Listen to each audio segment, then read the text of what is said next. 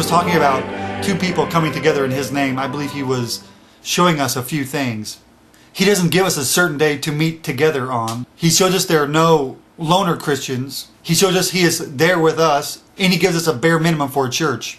I personally don't believe God would have a problem if people met on a Monday or whatever day at any time, maybe 3 or 4, and they meet under a tree or at somebody's house, and that's the only church they had all week. I think the people already know that the church is not just a building, but it's a group of people. It's the body of Christ. When whoever it was that wrote Hebrews in 10:25, he said, "Do not neglect the coming together of assembly." I do not believe he had a specific amount of people that equaled a coming together. I go to a pretty large church. They boast something, I don't know, like 5,000 people.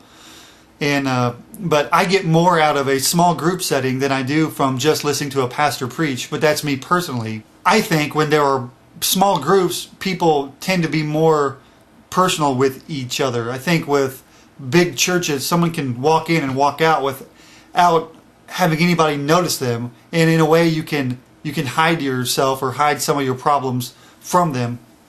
But I also don't think you have to have small churches to be effective. I don't have a problem with big churches. I go to one. But I think you need to have some kind of personal connection with other people. Like in Ecclesiastes chapter 4, 9 through 12, where it talks about one man in a field, he falls down and he hurts himself. There's nobody there to help him. But if there's 2 men, somebody can help him up. And if there's 3, then it's that group is even harder to break up. You don't find a lot of disciples running around by themselves. They always had somebody with them, and they always had somebody they could go to